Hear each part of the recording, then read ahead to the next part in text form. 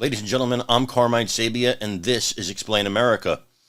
Folks, you're about to watch an epic takedown of CNN host Don Lemon by Republican presidential candidate Vivek Ramaswamy. Now, I don't know if you've heard of him yet. He's pretty new to the field. He's an entrepreneur. And just like Donald Trump, he's lagging, not lagging, but he's a come from behind guy. He's a dark horse candidate in the Republican primaries. But wow, when you listen to him, unbelievable. I came away from this interview very impressed by this man, and I think you will too. First, let's watch how Don Lemon tries to bait him with the Fox News Dominion lawsuit, and how Vivek just does not take the bait expertly. He doesn't yell, he doesn't scream, but he frustrates Don Lemon, and that's nothing compared to the second clip I'm going to show you. But let's watch this one first.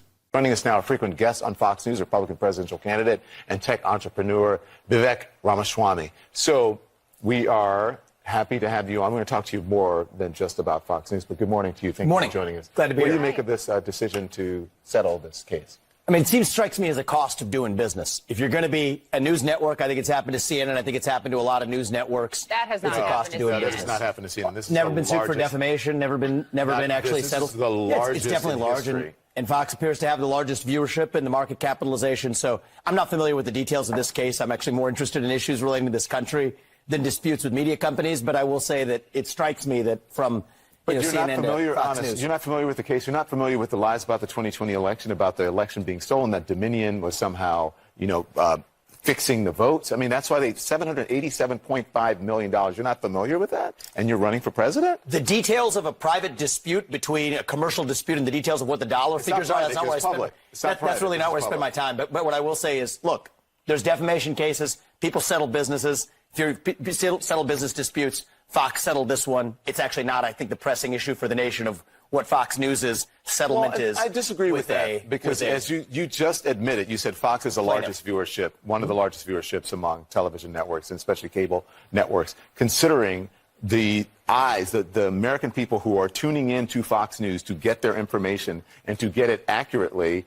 I'm surprised that you would say that you're not concerned about this, and this is not something that is hugely pressing for the American people. Here's the way I look at it. Freedom of the press is the First Amendment in the Constitution. Oh, exactly. You nailed it. The freedom of the press. So we have CNN, we have Fox. I'm here with you guys. I go on Fox News. I think that's great that we have a marketplace of ideas in this country. What I worry more about, Don, is the trend that we see in this country to controlling what different parties are actually able to say.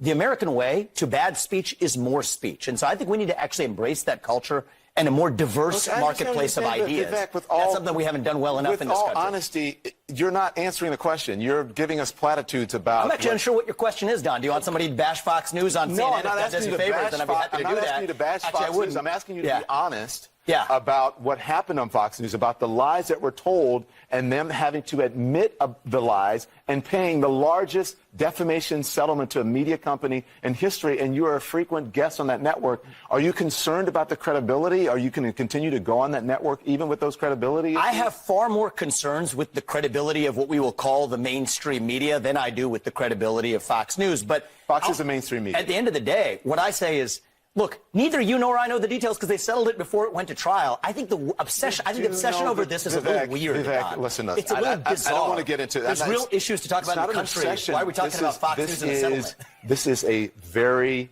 big and important story. And I'm not going to, we have much more that we want to talk about. But we will get there when we're ready to get there. We have you on to talk about these issues. This is a very important issue, and it should not be downplayed. This has to do with American democracy and Americans learning the truth about what happened in the 2020 election. You want to know what? You don't think that's important? I hear a lot about comparing it to CNN is not this apples and oranges. It's not the same thing. Well, it's different networks. Yes, apples aren't the same as oranges. You get one view through CNN, you get a different view through Fox News. I think that's good in our marketplace of ideas is that we have media that offers diverse perspectives. And you want to talk about threats to our democracy? One of the threats, and that phrase is an interesting one, threats to our democracy. I think one of the biggest ones is the chilling effect on speech in our country more broadly, where if somebody says something that a broad segment of the population or certain people in the government disagree with, there's an increasing trend in our country to silence that. And the answer to bad speech and alleged misinformation is not less speech. It is more speech in the marketplace of ideas. That's actually what a free press really means. We're going to move on, but your answer was good, but it's not about what's actually happened. It's not relevant to what's happening. I think the answer to what happened at Fox News is to tell the truth. Media companies are tasked with telling the truth. That did not happen in this situation, and that's why we're asking you these questions. But let's move on. Let's talk more about a diverse exchange of ideas. That's what I'm in for. Thank you. If you notice, he expertly just pushes away the question, tries to get to serious topics, tries to get to the things that are really facing Americans. But Lemon, he wants to take his victory lap against Fox News. He wants to put Vivek on the spot. He wants to hurt him with the Fox News audience. But Vivek, cool as a cucumber, doesn't even respond to it, tries to get to the topics, frustrates Lemon. But you really want to see Lemon get frustrated? Let's watch this next clip where Vivek talks about the original gun laws, which were very much anti-black. They were designed to keep freed slaves from getting firearms. This is a known fact. And Don Lemon gets really flustered. Now, again, Vivek is a person of color. Yet Don Lemon talks to him like he has no experience being a person of color. Don Lemon, who is a multimillionaire, who has, a very big show and a very high salary, he talks like he is a victim of some kind of oppression. And Vivek's just not having it. And Vivek tries to stick to just the facts. Don, like most liberals, is arguing from emotion. Vivek is arguing from facts. And I think you're going to see how beautifully he handles this, to the point where Don Lemon, at the end of this, is just so frustrated and begging to move on, takes his glasses off in sheer frustration. It's actually hilarious to watch.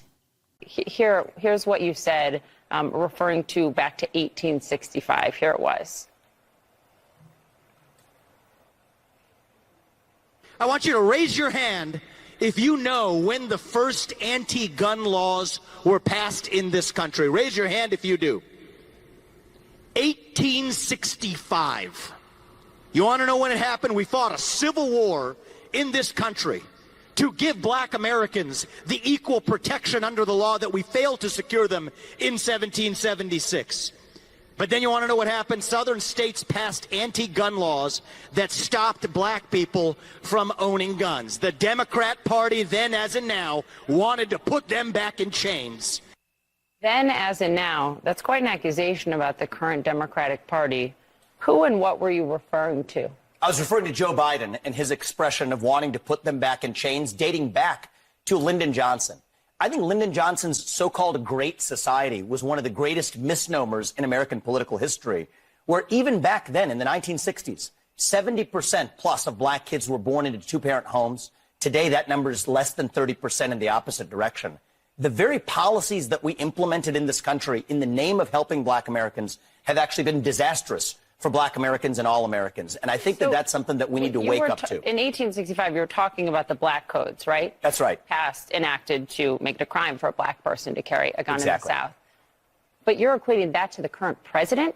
You're referring to economic chains? What are you saying? Well, I was referring to Joe Biden's, I think, ill-chosen expression to say they're the party that wants to put you back into chains. What I'm actually saying is that if you look at the policies of the modern Democratic Party. About Democrats. Absolutely. So what I'm saying is that actually it's policies like that of Lyndon Johnson and Joe Biden that are actually holding black Americans Lyndon Johnson's back. the war on poverty?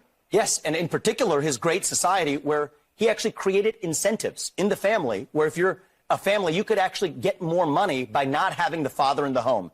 Guess what you get? You get what you pay for. And I think it's been really bad for the black community. I think it's really bad for all Americans. Do you have anything on this before I move on to China? I don't see what one has to do with the other, but go on. I took up a lot of time with Fox Oh, News. it's fine. We have time. I don't really see what one has to do with the other, especially consider and using the Civil War to talk about black Americans. That war was not fought for black people to have guns. That's not. That war was fought for black people to have freedoms in this country. Yeah. Actually, that's why the Civil War was fought. Okay. And the sad part about it. That wasn't fought for black people to have guns. I think.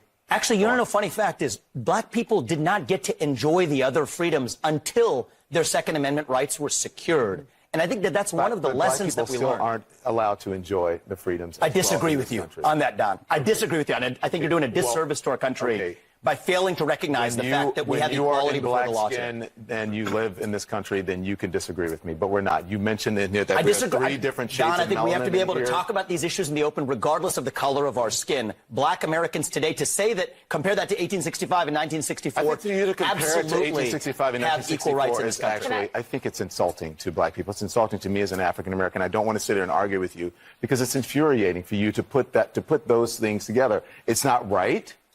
Your telling of history is wrong. What part of the history was wrong? What part of the history was wrong? That the Civil War was fought. You're making people think that the Civil War was fought for black people, only for black people to get guns and for black people to have. The Civil War was fought for black people in this country to get freedoms, a noble mission. And I think that even after we succeeded, we had to actually secure those freedoms. To reduce it in a speech at the NRA to say you're making people think, or you're trying to say that black people to get guns, that was the reason that you're there at the NRA. That was the reason for the Civil War. It is a fact. That's reductive. It's not and reductive, I think it's Don. insulting. There are a whole plethora of reasons that for the Civil War. With due respect, I find your explanation reductive and actually insulting, including to black Americans, to say that black people today, compared to 1964, 1865, haven't made progress in part because of the freedoms we secured.